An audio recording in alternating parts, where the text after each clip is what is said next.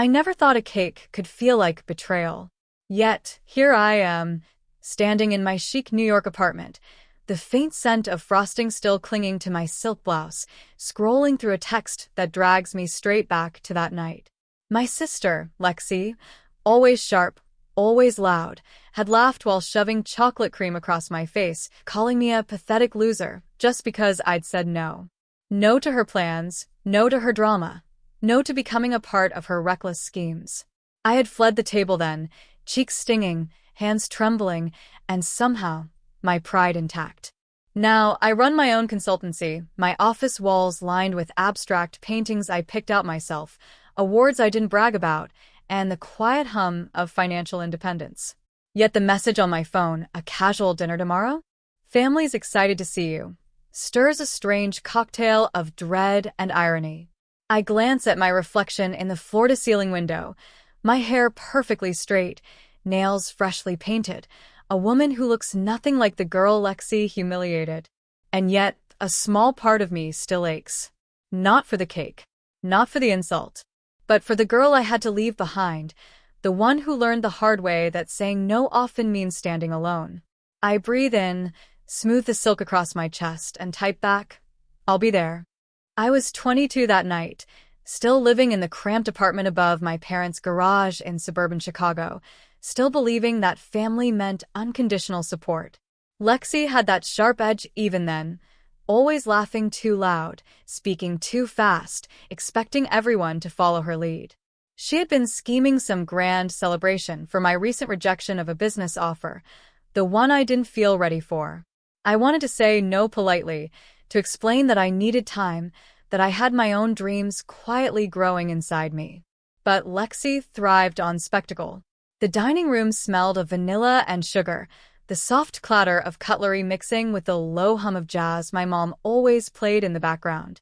I remember gripping my fork so hard that my knuckles turned white, my heart thudding like a drum against my ribs. "You're such a loser, always saying no," Lexi had snapped, her voice cutting through the soft music. And then, before I could even blink, the cake was on my face. Sticky, sweet, humiliating. Laughter erupted around me, not one person reaching out, not even Mom. I ran to the bathroom, the cold tile under my bare feet grounding me, and I stared into the mirror. Chocolate smeared across my cheeks, mascara streaked under my eyes. I wanted to cry, to scream, to beg for someone to tell me I wasn't worthless. But then I noticed the silver locket around my neck, Grandma's gift from when I was 16. Inside was a tiny note she had written. "Strength is not loud, it is quiet, and it always finds you when the world doubts you." I clutched it in my hand and felt a strange warmth spread through my chest. I realized in that moment that saying no didn't make me weak. It made me honest.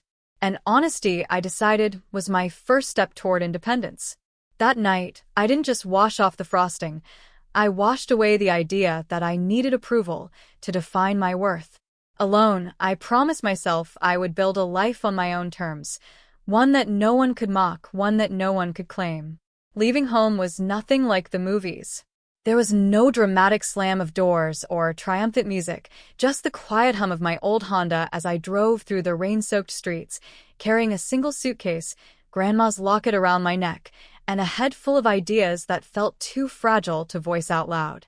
I moved to Boston, got a small apartment with peeling wallpaper and a view of the alley, and started working at a marketing firm that barely paid enough to cover ramen and rent. But every night, as the city lights flickered against my window, I reminded myself, this is the beginning, not the end. I met Claire on my third week, a seasoned strategist who saw something in me before I even knew it existed. She pushed me, sometimes to the point of tears, but she also celebrated every tiny victory. My first successful pitch, the one that earned me a small but loyal client, felt like climbing Everest. The walls of my apartment were soon dotted with sticky notes, plans, graphs, and ideas scribbled in midnight ink. I learned to navigate self-doubt like a tightrope walker, teetering over the abyss, but refusing to fall. Months turned into years. I stayed late at the office, experimented with campaigns that no one else dared to touch, and slowly, almost imperceptibly, built my own consultancy on the side. Every new client, every small win, felt like a secret treasure, a quiet rebellion against the girl Lexi had called a loser. I avoided posting about it on social media, maintaining a modest online presence that suggested struggle and humility. Even as my bank account quietly grew, my network expanded, and my reputation blossomed. I remember the first time I realized I had real power. A client called to cancel a contract last minute, expecting to intimidate me, to exploit my supposed inexperience. I listened, stayed calm, and proposed a solution that doubled their projected results. The client was stunned. I felt a rush of exhilaration I had never known. That night, I sat on my balcony, the city lights glittering like scattered diamonds, and I let myself feel it, the thrill of independence, the quiet pride of knowing that my life was entirely mine. I never told anyone at home. My parents still assumed I was struggling to pay rent. Lexi probably thought I was juggling dead-end jobs. And I liked it that way. My success, my growth, was mine alone, a shield against the voices that had once humiliated me. And yet, every once in a while, I allowed myself a private smile, a secret toast to the girl who had refused the cake, refused the shame, and refused to bow down. By the time I finally returned to the city I had left, I was no longer the girl they thought they knew. I had a thriving consultancy, my name whispered respectfully in circles I had once only dreamed of entering, and an unshakable sense of self. And deep down, I knew the time was coming when Lexi and everyone else would finally see the woman I had become. I didn't plan for them to see me at my best, yet fate, or maybe Lexi's insistent messaging brought them to my doorstep. My New York loft, with its floor-to-ceiling windows and the soft hum of the city below, was a world apart from the cramped kitchen where cake had once ruined my evening.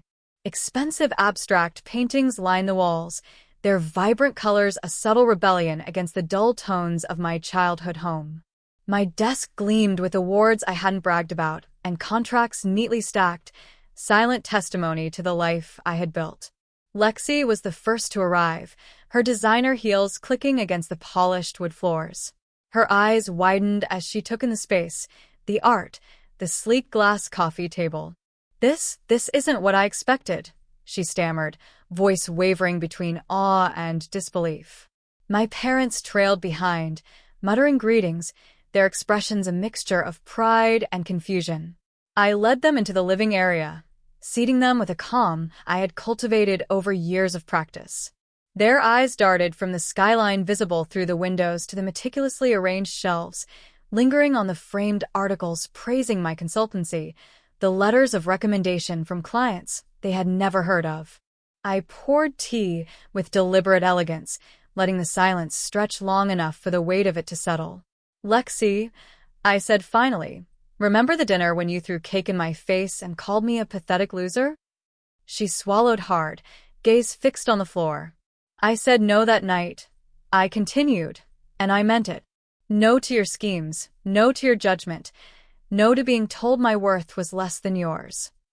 Their silence was almost unbearable, each of them grappling with the reality before them. I gestured to the desk behind me. "I'm the owner of my consultancy. My team respects me. My clients trust me. And yes, my net worth is far beyond what any of you imagined." Lexi finally looked up. Her eyes shimmered, a mixture of shame and awe. "But how?" she whispered. "You are struggling." I smiled, not cruelly but firmly. "I built my life quietly, step by step. No one saw it coming because I didn't need anyone's approval. I invested in myself when no one else would. And now, I'm standing here, not as the girl you humiliated, but as the woman who refused to let that moment define her." My parents' hands fidgeted nervously. Mom dabbed at her eyes. Dad's jaw was tight. Lexi's fingers twined together as if she were holding herself together.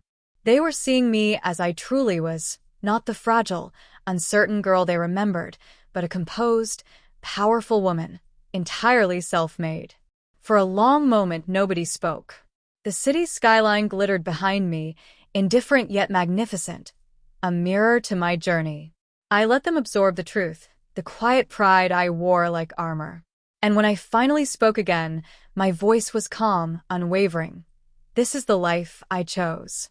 And the respect I demand comes with the same honesty I lived by. No more judgments. No more underestimations. The air shifted in that room, heavy with realization. Lexi's bravado had crumbled, my parents' doubts dissolved, and the girl I had once been, the one coated in cake, trembling, ashamed, felt a distant memory. I had won, not through revenge, but through becoming exactly who I was always meant to be. The moment of revelation shifted the balance completely. Lexi, once so loud and untouchable, now seemed small in the presence of my quiet authority. My parents' expressions had softened into a mixture of awe and uncertainty. For the first time in my life, I didn't feel the need to explain myself or prove my worth. I had the upper hand, and with it came a responsibility, a chance to show that strength could be wielded with both firmness and compassion. "I'll help," I began, letting my words hang in the room. "But on my terms." Lexi blinked, unsure whether to hope or panic. I took a slow breath. "If you want support from me, it comes with honesty and effort. No more mocking, no more insults. If you can't respect me, I can't respect your behavior." I could see the resistance flicker in her eyes, that familiar defiance she had always worn like armor. "You also need to take responsibility for your actions," I continued. "The cake, the words, the laughter at someone else's expense, that ends today. Apologies alone aren't enough. I need to see change." Turning to my parents, I set similar conditions, though gentler. "If you want to be part of my life now, you need to acknowledge that I've built something valuable with my own hands. Support me without judgment, and be willing to grow alongside me. No more outdated expectations, no more undermining my choices." Lexi's jaw tightened, but she nodded slowly. Mom dabbed her eyes again, and Dad exhaled, finally relaxing into the understanding that their daughter was no longer the timid, submissive girl of the past. I felt a surge of calm authority, a quiet, unwavering energy that demanded respect without bitterness. Then I smiled, letting warmth seep into the space. "I care about you all, but I won't bend to old patterns. If you meet me halfway, we can rebuild something better. If not, you'll learn to respect the boundaries I've set." The room absorbed my words. The air seemed lighter, as if the weight of past humiliations was lifting. Lexi, for the first time, looked at me with a flicker of genuine admiration, not envy or mockery. She shifted, almost hesitantly, and whispered, I want to try. I don't want to be the person I was." That was all I needed. Small steps, not instant transformation. The power had shifted, yes, but I was not cruel. I was deliberate. Compassion blended with steel, and for the first time, my family saw me as the woman I had always been on the inside. I realized then that setting boundaries wasn't punishment. It was an invitation for them to grow, for me to stay whole, and for all of us to move forward with honesty and dignity. For the first time, I felt the exhilaration of complete control, tempered with grace. The girl who once ran from cake and insults now held the reins of her life, and she would never let them slip again. Weeks passed, and the air between us began to shift in ways I hadn't thought possible. Lexi still stumbled occasionally, old habits dying slowly, but she smiled without malice, offered help without arrogance, and even asked for advice. My parents, once skeptical, now listened with open minds, sharing in small victories and showing genuine pride instead of judgment. It wasn't perfect, but it was progress, and that was enough. I often found myself in quiet moments, reflecting on the journey that had brought me here.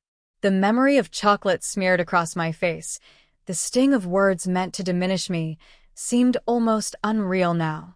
I touched the silver locket around my neck, Grandma's gift, and felt that familiar warmth, the whisper of wisdom that had carried me through every dark night, every lonely apartment, every sleepless pitch session.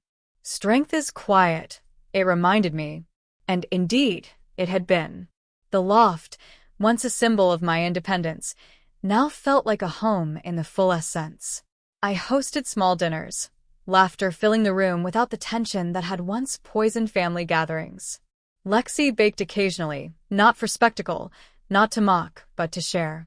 And I allowed myself to feel joy without guilt, knowing that my boundaries had created a space where respect was not optional, but automatic. One evening, I stood on my balcony, the skyline glowing beneath a soft twilight. I breathed deeply, tasting the calm and savoring the distance I had traveled, from a girl humiliated with cake to a woman who defined her own worth. The city hummed beneath me, indifferent yet supportive in its quiet way, and I realized that freedom was not just financial or professional. It was emotional, spiritual, and fiercely personal. I smiled, thinking of the girl I had once been, trembling and unsure, and whispered to myself, I used to think saying no made me weak. Turns out, it was the first word that built my freedom. And in that moment, I felt complete. Not because everyone acknowledged my success, but because I had embraced it fully, with all its courage and grace. The past had shaped me, yes, but it did not define me. I had chosen my life, my rules, and my peace. And that, finally, was enough.